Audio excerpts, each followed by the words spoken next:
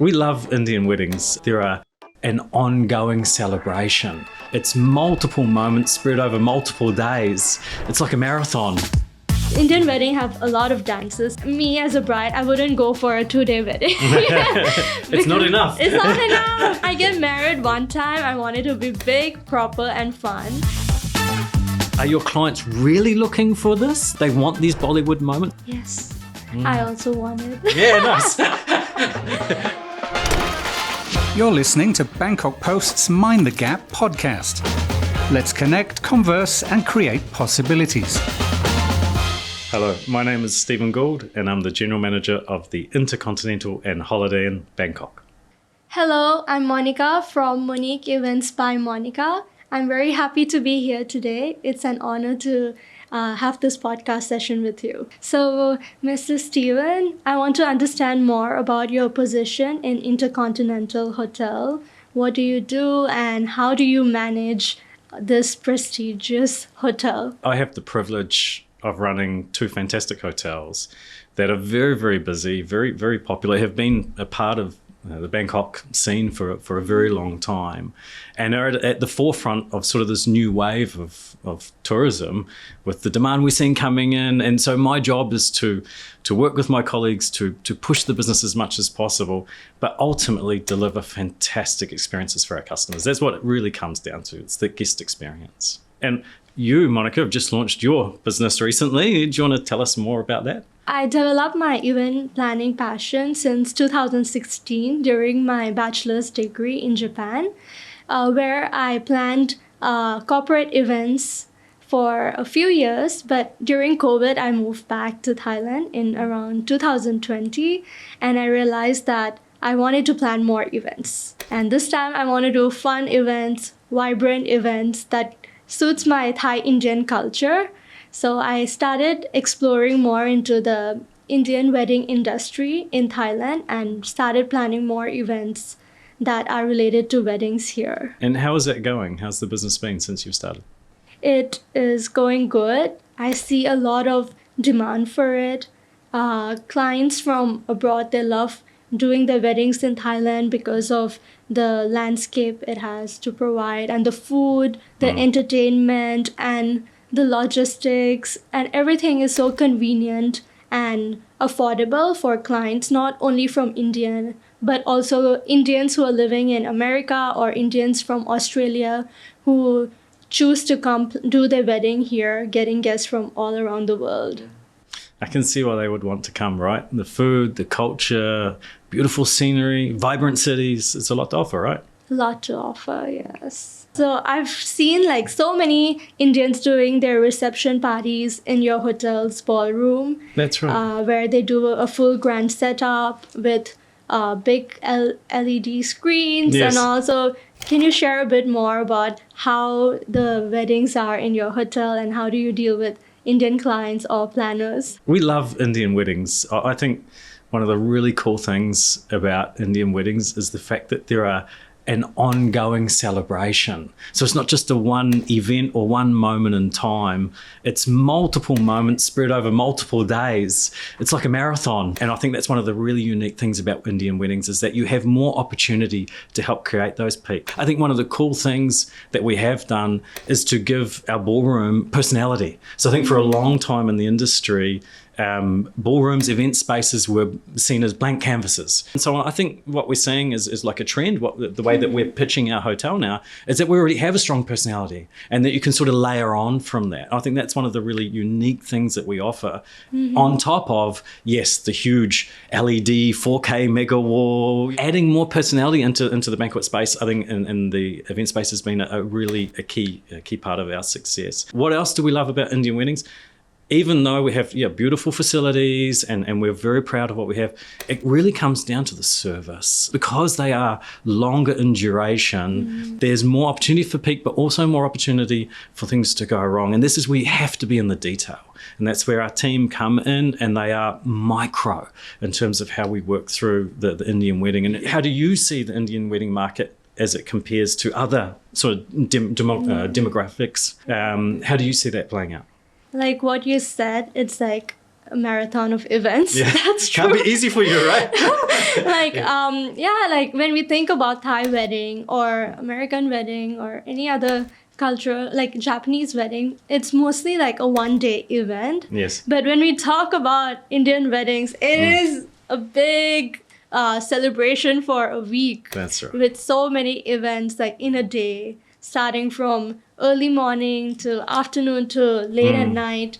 And for hotels, I believe that hotels need to prepare like every meals for the clients, right? Like starting from breakfast, which is usually there as the buffet, and lunch and high tea and dinner. And for Indian clients, they also prefer Indian taste food and Indian food and also masala tea and all. Yes. So how do you make sure that your hotel provide the standards of the Indian food and beverages that they require? So in our hotels, we have Indian Chef Bharat Singh, which we're so proud of his food. We also have the facilities. So we have the tandoor, we have the ovens, we have the unique cooking equipment that you need to be able to deliver this properly. So I think authenticity is key.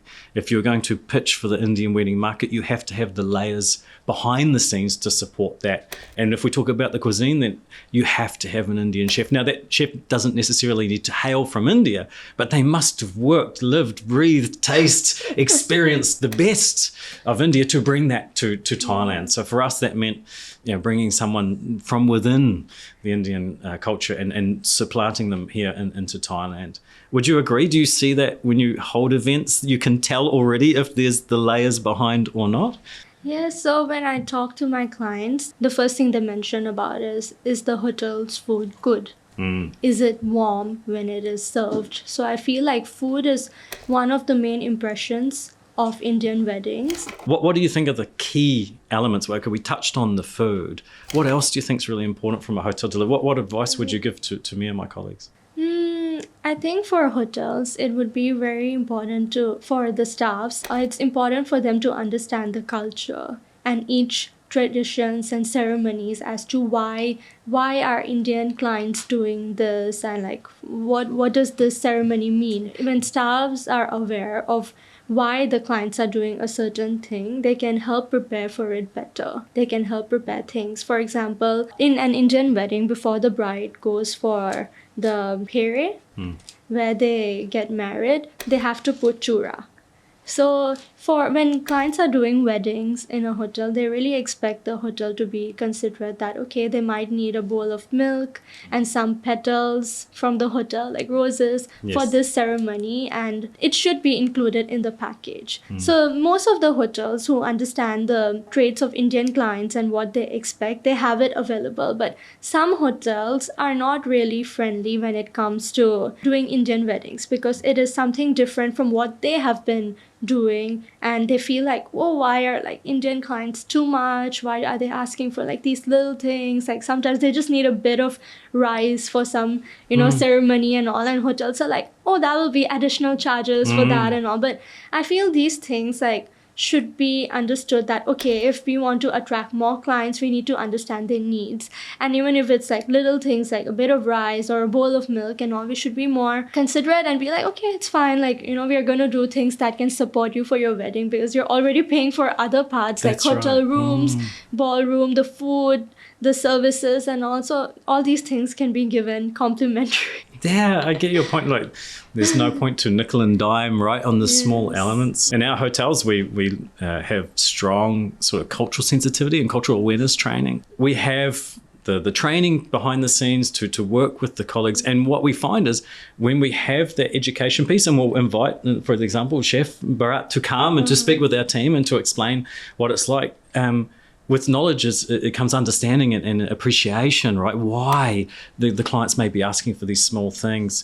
And once we have that understanding, it's very easy to not just comply, but to look for how can we make this even better, surprise and delight. Yeah, I think the hotels that do Indian weddings well, I guess behind the scenes, you must have a deeper level of understanding of why these things are being requested.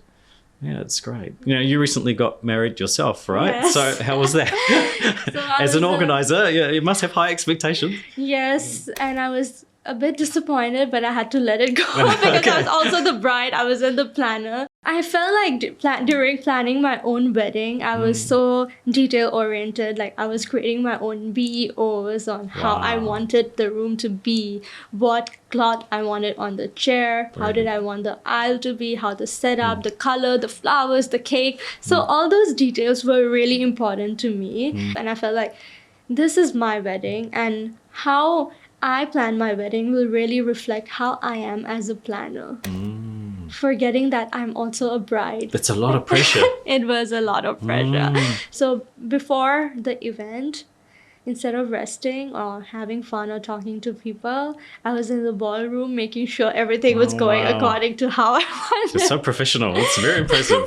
But it sounds challenging to be the bride, enjoy your special moment, but working on the micro details and behind the scenes.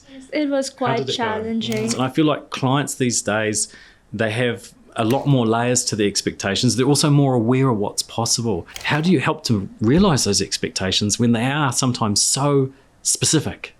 What advice would you give to hoteliers? Sometimes the client prefer to directly talk to hotels, and sometimes they tell the planner that, okay, we need your help in selecting the hotel, confirming with the hotel, going through the contract, seeing the room rate, seeing the buffet fee like per head and all. But sometimes when they directly talk to the hotels, it is a bit hard for planners to come in and help out, like with the minor details, because they feel like, okay, we will already manage with the hotel, but they don't know that there are so many more complications there. I had the feeling like most clients came with a full mood board, a Pinterest board ready to go, like, with thousands of options. And yeah, I guess sometimes the concern in the hotel world is how to reach those expectations. We strive, and we've talked about already, right? We look for the peaks, but sometimes when clients have such exacting requirements, that's right, and not always the budgets to go along with it. What would you say is a way around this? Because you're having to manage those expectations too, right? You have to have more of an honest conversation with the client to realign expectations, or you go looking for that sort of Hail Mary option to try and find a win-win. I try to find a win-win for both sides. Yeah. I mean, that's a great answer. That's a much harder answer for you, though. I'm trying to think about it because I've worked with quite a few hotels, and I feel like it is the part where clients spend the most in their wedding, like for the hotels. And it is very different in every hotel. So I try my best to be the middle person and make sure the hotel is happy and the clients are happy. It's a lot of, how do I explain, like, a lot of experience where I can't put it down in a single conversation. It'll be like a long conversation going through like different client type, different hotel types, and you know. I get the feeling you're massaging a lot of sort of relationships and situations constantly, right? To try and in Indian weddings, it's not as easy as other weddings where they are just planners talking or the bride and groom talking to the hotel. It's the father, it's the mother, sometimes it's the uncle. And the aunt, and then and sometimes you get conflicting messages. Yes, conflicting messages. Like sometimes the father calls the hotel directly, and the bride tells the planner to talk to the hotel. Yes. Or sometimes the mother calls the hotel saying different things. So I think it's a bit difficult for the hotel also to deal with Indian weddings and truly understanding the expectations. But the truth is, with events of this size, you have more than one key decision maker. Often, as you mentioned, there's a multitude, which makes it more complicated. But we understand that, okay, behind the scenes, everybody's just pulling in the same direction to get a great result, but they may see great differently. From my experience, we get through those situations the best when we lean into the planner and we work closer with that middleman. That seems to be where we find the best outcomes. I wanted to ask you, where do you see the industry going? What does the future look like for the wedding market and the Indian wedding market specifically? Sometimes I believe that, with the world changing and with Indians being more internationalized and having more international friends and knowing how they get married for a day or two, some families, they also prefer doing that, like a one-day wedding. And also there are intercultural weddings, like Indians with Thais or like Indians with Chinese. That way, like the wedding structure of Indian wedding really gets adjusted, as in like, you have to adapt to the other culture too. So it ends up being like a day or two. But there are also some brides and grooms who really, dreamt of their wedding, wanted it to be a certain way, and want to wear 5 outfits for different events. And the industry is still growing. And it's hard to believe that it will not grow. It is being marketed in India. How the brands are showing their outfits, how the henna artists of the brides are showing the new designs, the jewelry, the dances. Like the Indian wedding have a lot of dances. Me as a bride, I wouldn't go for a 2-day wedding. It's not enough. It's not enough. I get married one time. I want it to be big, proper, and fun. Nice. And with all these things coming, and with Bollywood influences and all, like, people want their big day to be special. And for it to be special, it requires a lot of days and a lot of events. So I believe that the market will grow even more. I think from what we see in the hotel space is that the number of weddings has largely decreased since COVID. However, this amount of spend is by and large the same. So we may not have as many 1,000 persons, 1,500, 800. We have 200, 300, 400. So I think Indians still lean larger than smaller. Yeah. But we see that in other markets it's downsizing a bit, but the spend is about the same. So it's more about the quality than the quantity. Well, I wanted to ask you mentioned Bollywood. Bollywood is, at the forefront of theatrics and surprise, delight, creating magical moments. Are your clients really looking for this as part of the sort of DNA in their weddings? They want these Bollywood moments with... Yes. I also want it. Yeah, nice. So I had a thing in my wedding where there was a spotlight coming down and with glitters falling down and me dancing in the middle, and it was all inspired by Bollywood. Wow, fantastic. I'm imagining it as you're saying right now. The trend of number of people has changed. So before we had the feeling that, okay, we had to invite everyone because she is related to her, she's related to my aunt, my uncle. But now I feel like the parents in our community and also in Indian weddings understand more that, okay, weddings are for their kids and not for them. So they're willing to let go a little bit. Not really. We're in that cultural shift. Yes. Just a touch. Just a touch of it. Yes. So they're trying to understand, but also they don't completely understand. So it is like meet in the middle. So we have many functions we try. Like some houses, they make their reception big with everyone related to their parents, to them. But some houses really limit the guests for their reception party. They feel like they should be only near and dear ones who they're close to and who they really want for the function. Yes. In the past, for different events, they'll be like, okay, maybe 700 guests for event A, 800 guests for event B. But it's always like towards the higher number. But now they choose one event to make big. Other events are more small for friends and families. And even after COVID, I think the trend has changed quite a bit where people really prefer quality over quantity. Yeah, we see. And they prefer to put their money in other things like decoration, their outfit, like designer outfits and all, more than treating to the guests who they're not very close to. I'd like to understand more, like since your position is very high, I'd like to understand more about how you deal with your team and how you make sure that the work quality is good and there's a proper standard that all the staffs in the hotel follow. I'm a big believer in being people-centric. So we're in the people business. We're about making emotions, making memories. So what I try to instill in the team is a strong feeling of empowerment, so freedom of decision. So we try and take away some of the anxieties or concerns that, too many layers, too many policies, procedures. Of course, we have a lot of structure, but within the structure, we try and give the team freedom to be themselves. So no robotic answers, no heavily scripted interactions. We want it to be more natural because we really actually want our team to bring out their own individuality. We want, if you're into Star Wars and you love to geek out, then share that with our guests because there's so many of them that will resonate with that. If you love sport, then lean into that. If you love culture and food, share your experiences. So we're really big on empowering our team to be them. To sort of start with them, and then the layers of the hotel and our brands and our values and so on, they come after. We're going to give you a lot of tools, a lot of processes, a lot of training, but actually I want you first and foremost. And whatever you are, whoever you are, that's who we're hiring. I'm a big believer in a simple sort of strategy called DIA, Data Insights Action. So we've got so much data at our fingertips now. So I try and get as much access to that data as possible. The I, insights, so use that data to try and formulate what's going on. Look at trends, look at opportunities, look at anomalies where things are dropping or the peaks and start to ask why. Why did we drop, or why was it so good? And then action. Once you've got the insight, the A, DIA, you have to do something with that data, with those insights. You have to create action. So in our hotels, we're a big believer of reflection sessions. So that's, maybe a great example of that is the festive period that's just been, the New Year, which is a huge peak for Thailand and tourism. So we are looking for how can we extend that peak? How can we generate more revenue during that sort of peak moment, but still get the value proposition right? So with higher rates means higher expectations from our guests, and we need to up our delivery and push that to match the rates.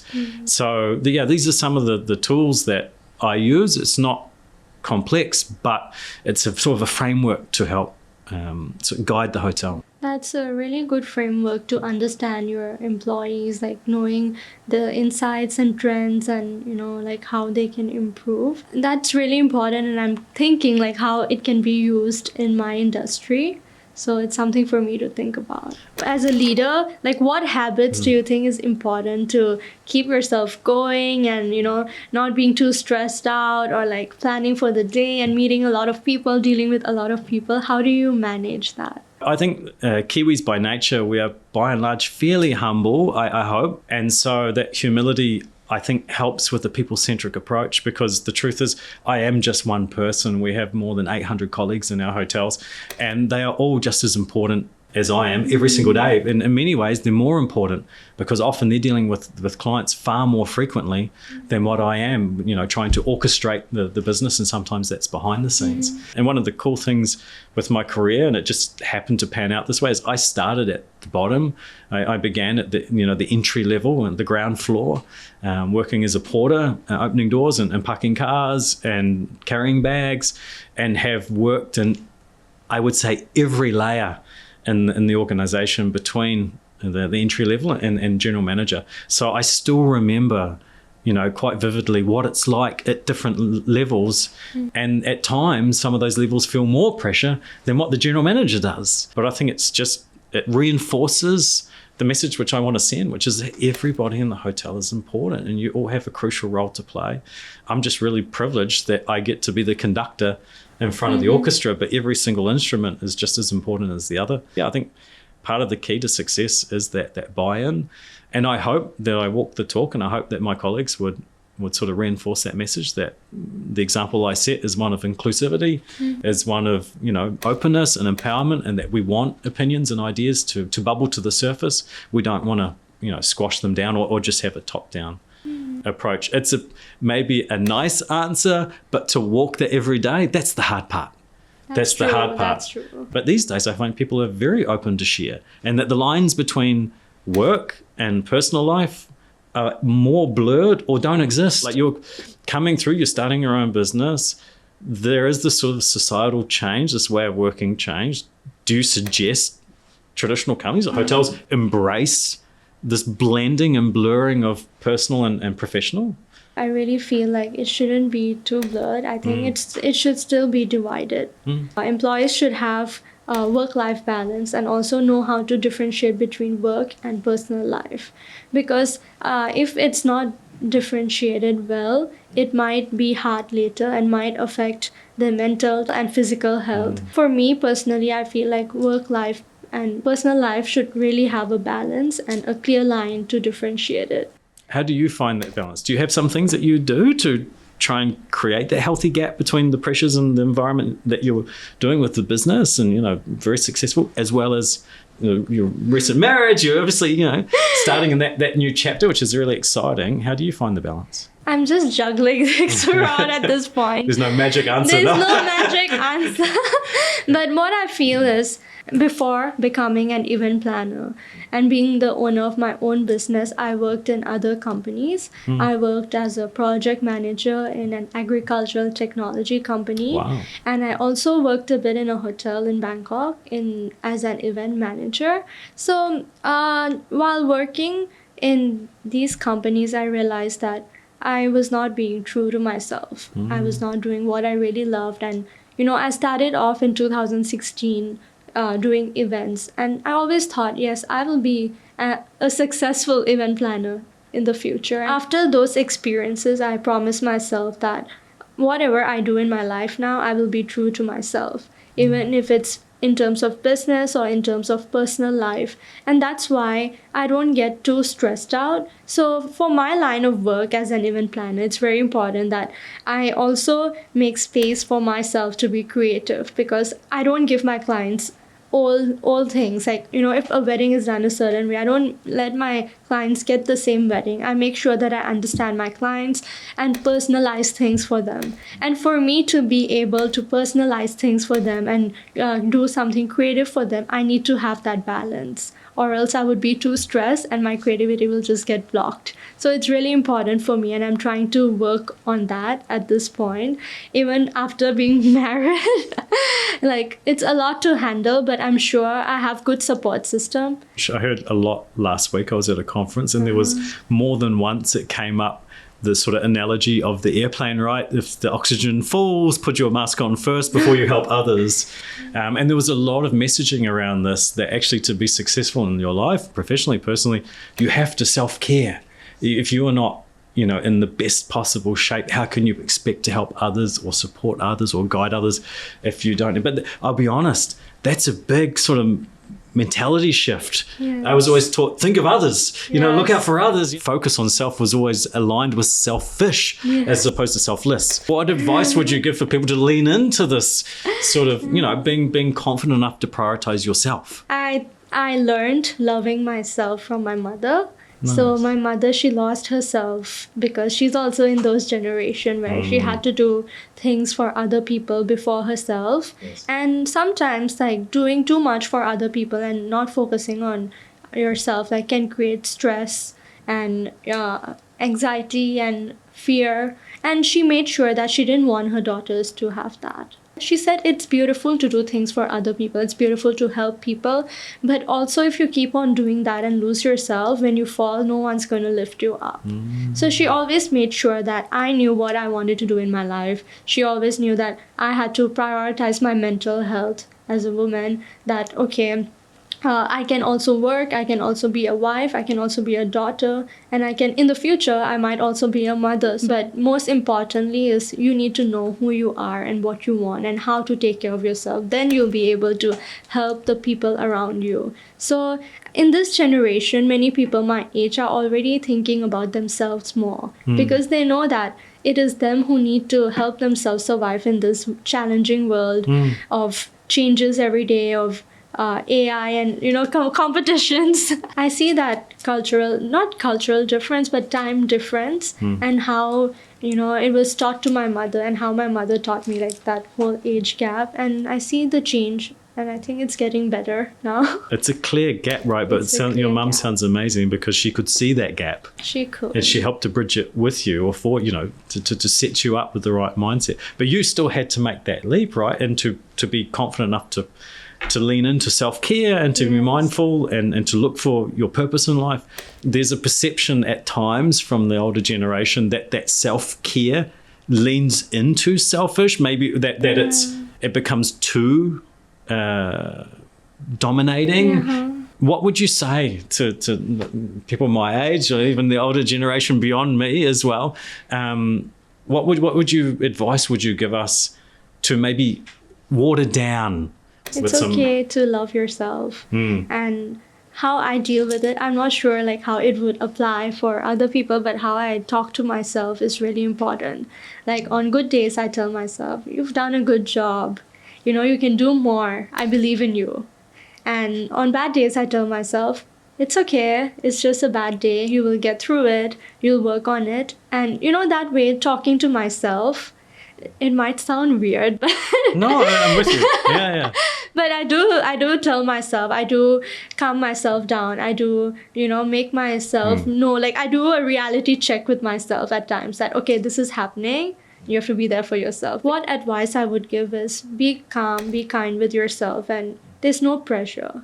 And today, if we don't choose ourselves, we don't know who really will in the future. I think it's brave and it's bold to put yourself first. And like I said, I can acknowledge and see the sort of the psychology behind it, but to do it, it's like everything in life, right? You can see the science, or you can see the formula, and often it makes sense, but to actually follow through on that, it's hard, right? Yes, we all have bad days, and for you it might even be more tough. Like some days, like when you're not up for it and you have to go and meet 800 of your staffs. Yes. And help them with their problems. How do you tell yourself that, okay, this is work and I have to keep my personal life in a box outside the office first, then I'll get back to that? Like, how do you deal with it? I love a quote from my favourite sporting team, the All Blacks, the New Zealand rugby team. They say, pressure is a privilege. If there's a difficult situation or there's a moment in time that could be sensitive or challenging, I try and remind myself that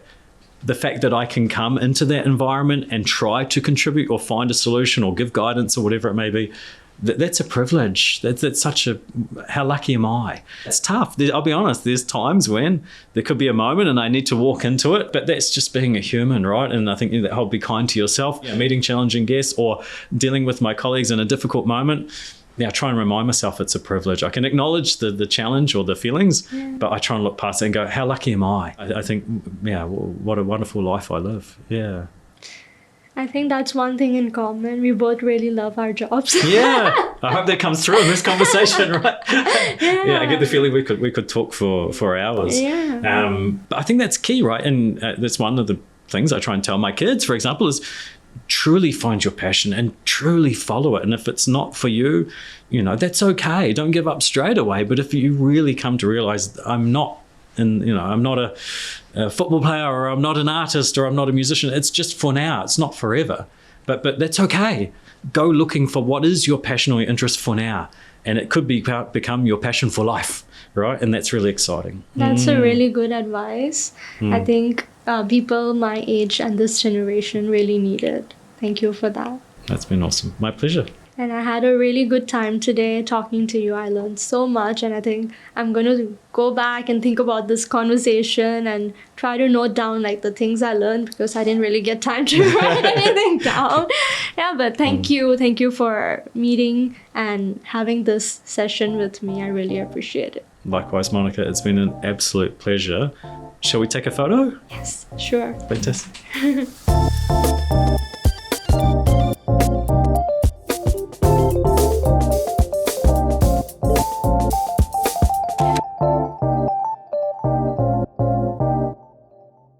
Don't just listen, be a part of the conversation.